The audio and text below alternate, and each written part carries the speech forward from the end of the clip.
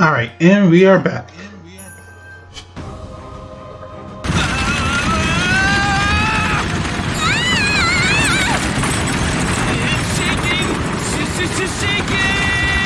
The dragon carriage power through the slums while we were thrown into a panic from the rough ride. We had to stop at the slums so the land dragon divine's protection of repel was removed. But I didn't think it would shake this much! The slums don't have paved roads! And it's so bumpy! Ow! And my tongue! Neely! Where's the road? Almost there. We're almost to another road. Alright, we're okay now. Amelia grabbed onto the rein on the coachman's seat, just like she said. The shaking gradually lessened, and although it's not completely gone, It's smoother now. Alright, Ferris, now's your chance. You mean to diagnose Miss Meowty? Are you seriously gonna call her that? Fairy here is a bit confused right now. I'll do the diagnosis, so be quiet for a second. Chris yelled at me and then started checking Melty's esophagus as she lied there on the seat. The conclusion of last night's discussion was based on nothing but conjecture. Even if it goes well in theory, it's entirely possible that it won't turn out as expected. I shouldn't be so pessimistic. Anyway, just leave it to Ferris right now. As for me... Mealy, how is it on your end? Oh, Subaru. Yeah, everything's fine. This is a really good dragon. Amelia points at the black land dragon pulling the dragon carriage. Both the dragon carriage and land dragon were borrowed from Cruchet. She's one impressive duchess. Can't underestimate that power. That could be part of it. But this dragon is amazing on its own. It really liked you, Subaru. Oh, right. I really don't know why, though. Cruchet asked me to pick a land dragon before this mission. Among this was this black land dragon. It has an elegant looking face. I didn't think that would match me well, but the land dragon seemed to take a liking to me. It's our dependable land dragon, buddy. I'll name you Patrichet. Yeah. Hey, you can't just give her a weird name like that. We have to return her to Cruchet later. I know that, but now I'm starting to feel more attached. Considering how much work I did at the royal capital, would it be possible to get a land dragon as a reward? There you go again. What would you do with a land dragon? Taking care of them is a lot of work. Are you my mom or something? Huh? I'm not. You're not supposed to take it seriously! Now it's awkward! Amelia's silly response floored me. Anyway, now that our conversation got cut short, I turned my attention behind me. I don't mean inside the carriage. I am wondering about Tiga, who we left behind. I know you're worried about Tiga. Yeah, I am. But worrying about him undermines his bravery. You boys are such a pain. Yeah, we sure are. This is something we will never yield on. Unfortunately for Amelia, this has to do with a man's pride and trust, so I hope she'll just accept it with an open heart. In any case, the die has already been cast. All we can do is work hard in the hopes that each of us roll a good number. Right now, we need to get working. Mealy, where's the next point? I think we're almost at our rendezvous point. And about the others. If that bunch doesn't do well, I think things will turn out real badly down the line. In any case, they've all got some eccentric personalities. I'm not worried about that part. Is everyone okay? We can only believe. Right when I'm about to say that, Subaru, watch out! a bright red light shines and Amelia pulled me towards while casting an ice spell above. In the next instant, a white light explodes, causing a shockwave that shakes the dragon carriage. Subaru, are you okay? I'll live. What about you, Mealy? Okie dokie. I haven't heard that phrase in a while. Wait, now's not the time for that. That attack was... Well, aren't you lucky you survived? I was trying to flip over your entire dragon carriage. You've done it now. Thanks to you, Sakura is losing her mind. That feels great.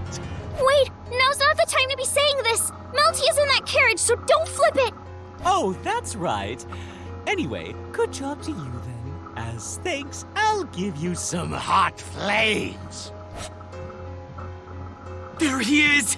So that's the evil spiritual arts user that you talked about. Maybe I can talk him out of this. Hey! Listen up, Wolf! No! Solemn! What? We're trying to help Melty! We both want the same thing! We should work together! I know what you're going through. I heard from Tiga. We found out a way to resolve this. All that's left is... You're mistaken. What? Yeah, you What? I'm mistaken? definitely got the wrong idea here. You could even say it's a fatal mistake. What mistake? You're Melty's older brother and...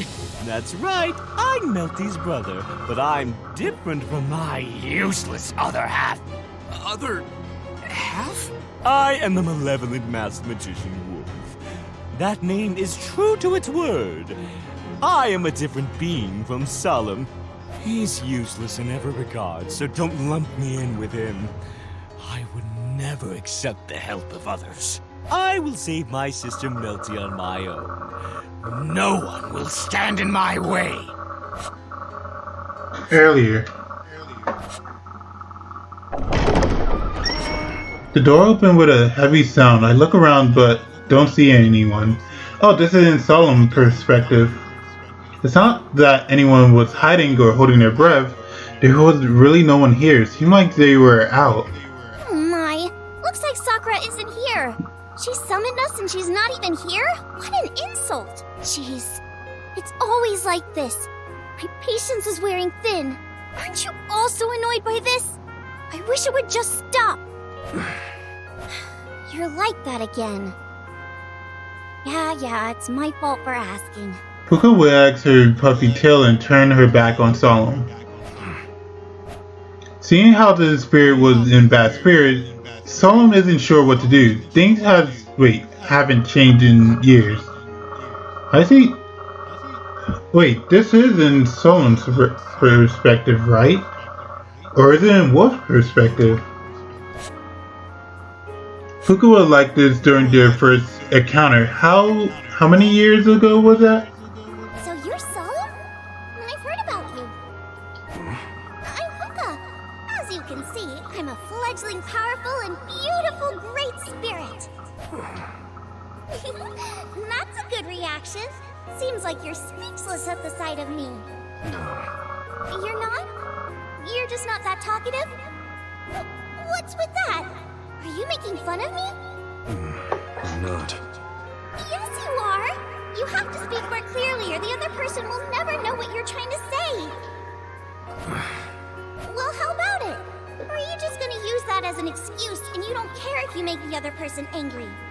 And I'm sorry to say, but I don't think you and I will get along. You'll have to look elsewhere. I have a choice? Okay, so there's no choice. But I have my pride. I'll never do something I don't want to do, even if I vanish for it. What about you? Do you have the conviction to follow through? You're quiet again. All right. I've had enough. You can just... I'm Solemn. Solemn. That's my name. Puka, I want to be your partner. There is something I must accomplish. And for that, I need your help. My help? Yes, with your powers. My powers? Why'd you go so quiet again? I'm sorry. Fine then. I understand how you feel and that you aren't making fun of me. I know you can't help it. Fine. I'll form a contract with you, but remember this. Someday, you have to make sure you actually express your thoughts fully. That's the very first condition of the contract between us. Did you just laugh? Did something funny happen? Tell me! It's you, Puka. You were laughing at me! Solemn wasn't laughing at her, but it seemed he still has trouble conveying his intentions. Puka erupted in anger again, and Solemn is forced to get her back on her good side. Here. You think you can cheer me up with candy? You think you can cool me off with this?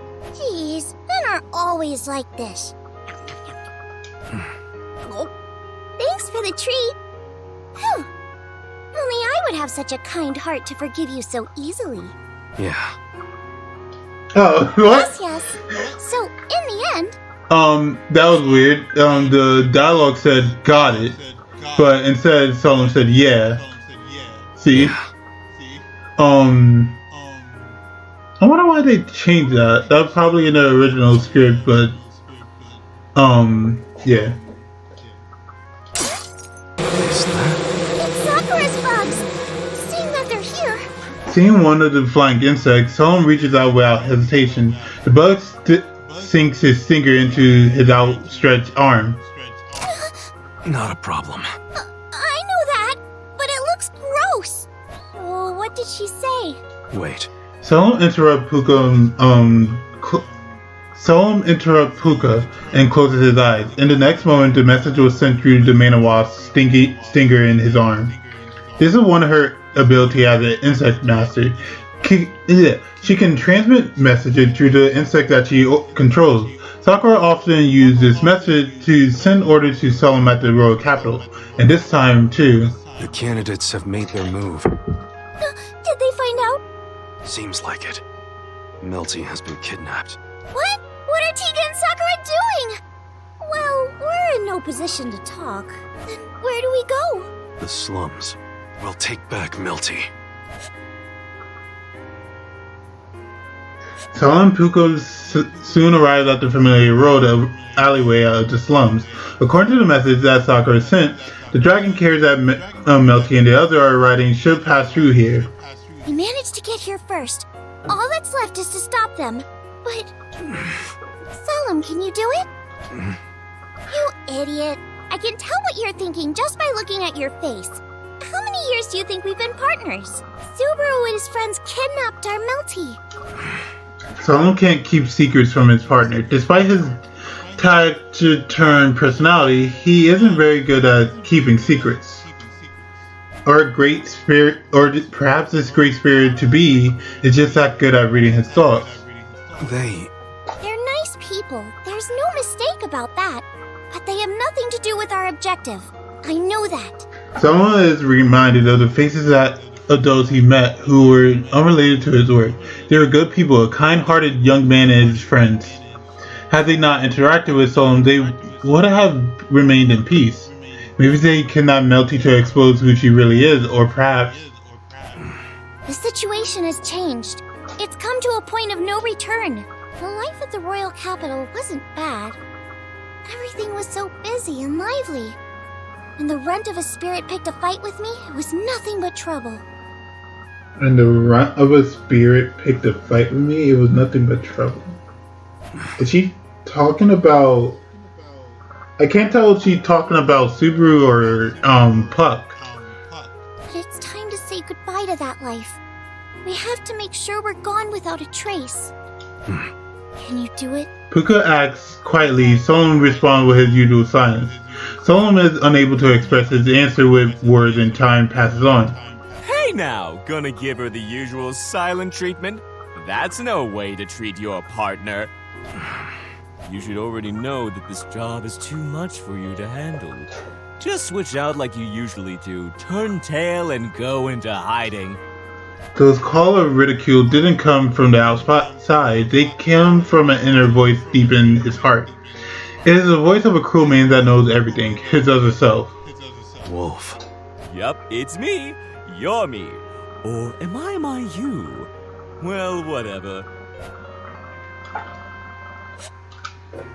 Yup, it's me. You're me. Or am I you?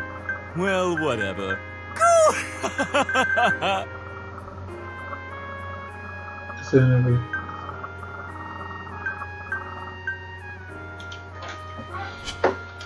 After being chased out of their homeland, Solemn decided to get his hand dirty so that he could be with his sister.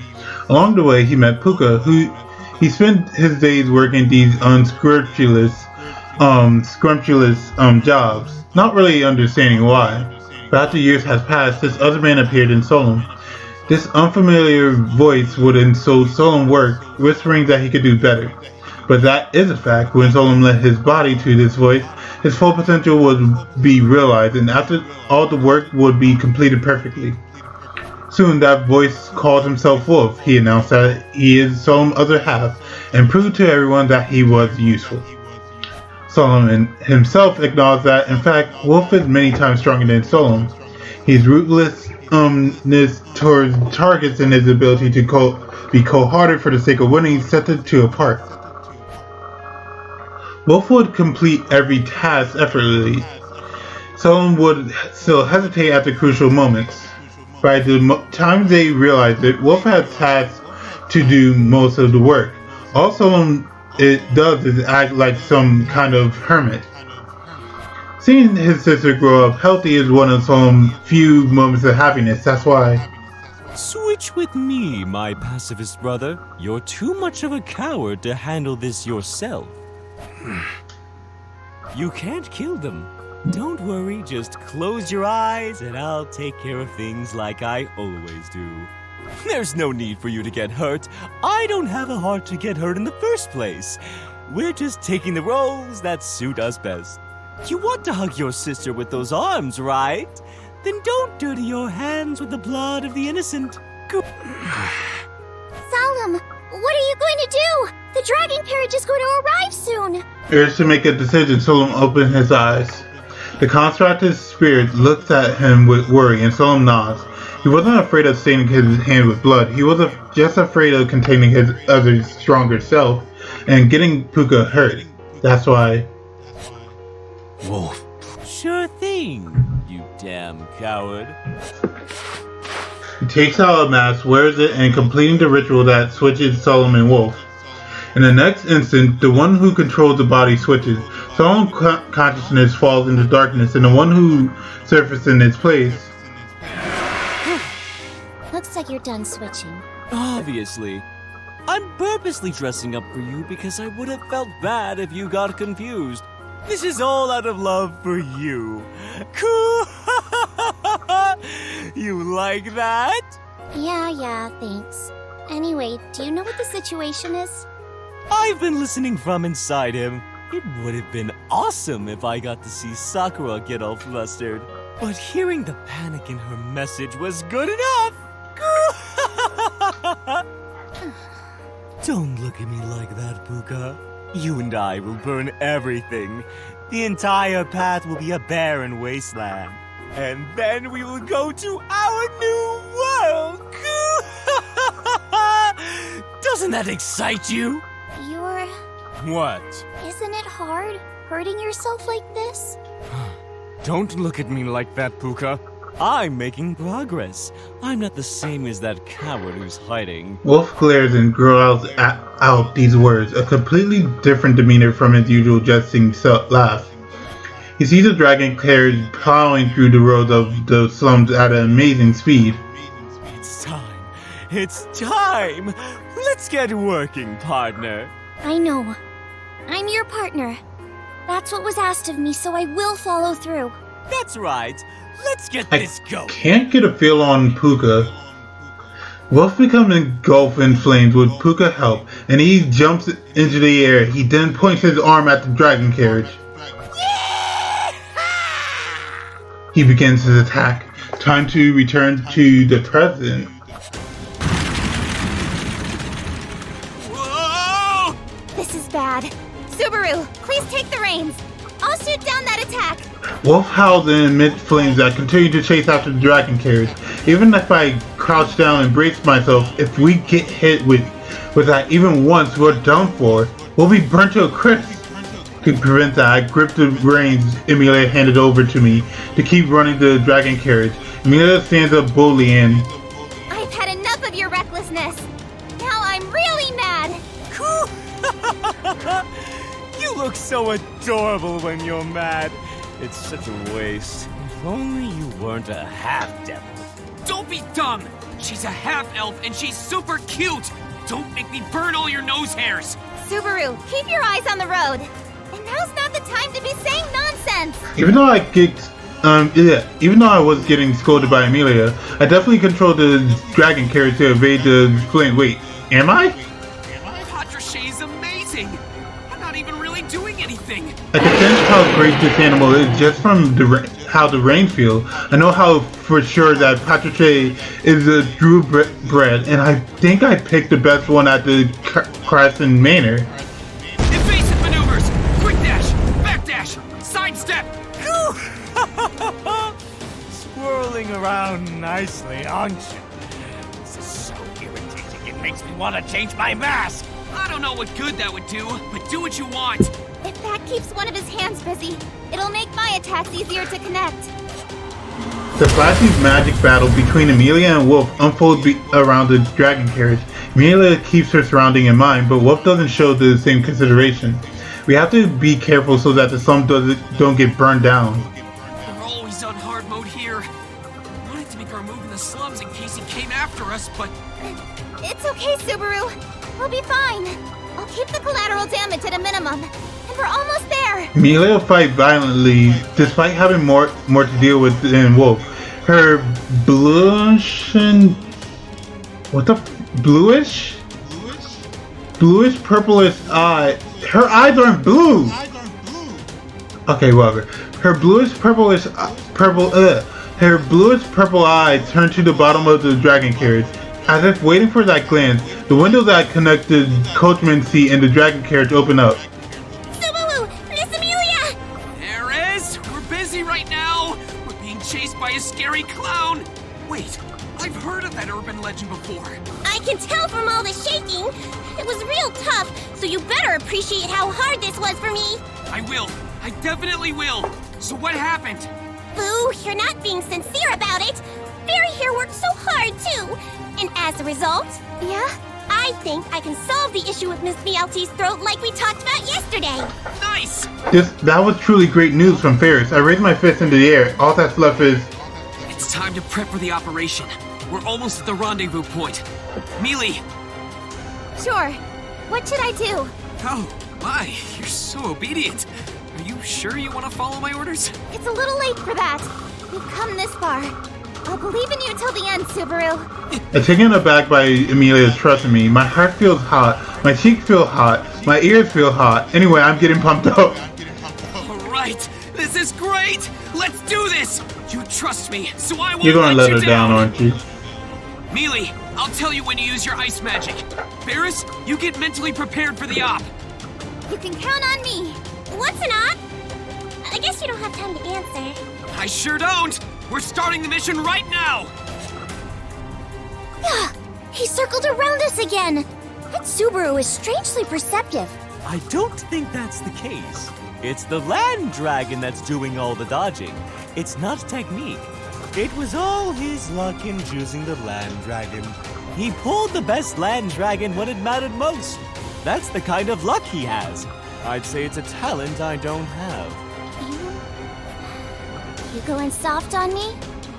Then get out of here. I'll protect you and Solemn both. You two cowards can just go to the back and huddle together. Huh? That's such an obvious taunt. You think I would be affected by those words now? Give me a break, oh great spirit. I am Wolf.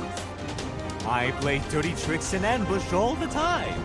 I swear on my title of malevolent masked magician to defeat any But you're the one who gave that title to yourself. They'll be just another victim. Nothing more, nothing less. Wolf. Ignoring Puka's call, he continues to shoot flames at the dragon carriage as it runs. Huge magic spells goes off one after the other. Normally one would run out of mana, but that is not an issue for Wolf because... May the world unravel, spill from the cracks. Give me the strength to rise up! I keep thinking he's about to rhyme, but last thing he always say doesn't rhyme. On the palm of both his hands are the ominous sight of the open evil eyes. When the evil eyes shine, something interesting happens. The evil eyes of avarice absorb mana in the air, which Wolf devours and cycle into his body. As long as the world itself doesn't end, the supply is endless. Run away all you want, you plebeians. I will burn you with my eternal flame. The Great Spirit Puka creates the flames. Wolf Evil Eyes supplies infinite mana. Together there is no battle that you cannot win with sheer force. That's why. Wolf!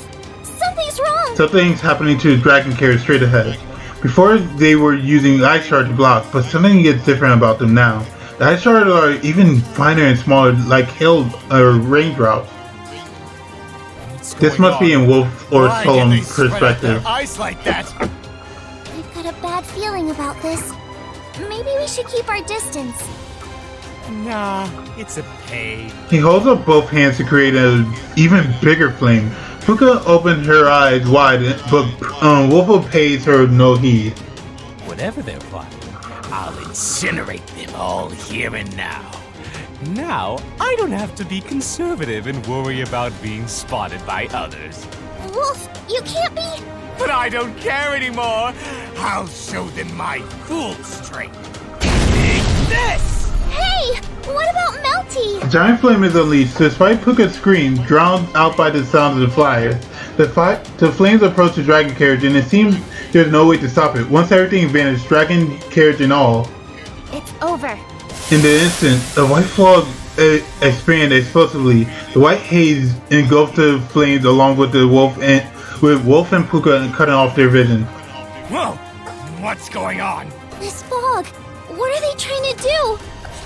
When the haze cleared, Wolf and Puka doubt their own eyes at the spectacle before them.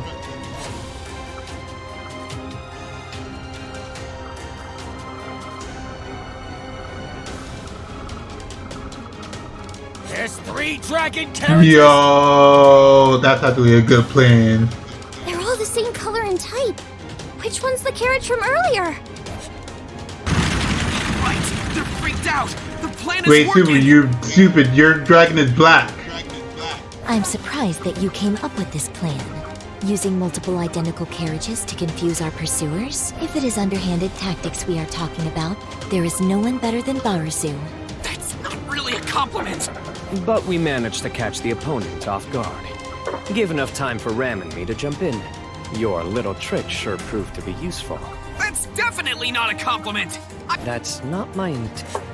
That's definitely not a compliment. I can tell, you know. Sure. I was busy dealing with Ram and Julius, who jumped into the dragon carriage. Deep in my heart, I was cheering that the plan was working.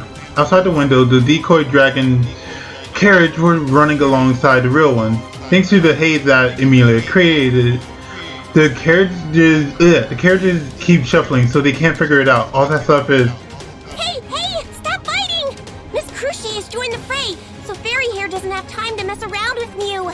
Julius, Ron, help me here! We need to get started! Of course. You can count on me. Oh, Miss Crochet, I'll do my best! Of course. I believe in you. I know you will give it your all, Ferris. Crochet responded from the coach box with the reins in hand, even though her attendant's voice doesn't reach her. They've known each other for so long that she could close her eyes and easily imagine her attendant's thought in action. They each have an unwavering trust in the knowledge that the other will give it their utmost effort. Such turmoil before the royal selection has even started. Goodness, it is never easy. Miss Amelia, are you Alright, with that, we are a bit over time, but thank you for watching and I hope you have a good day.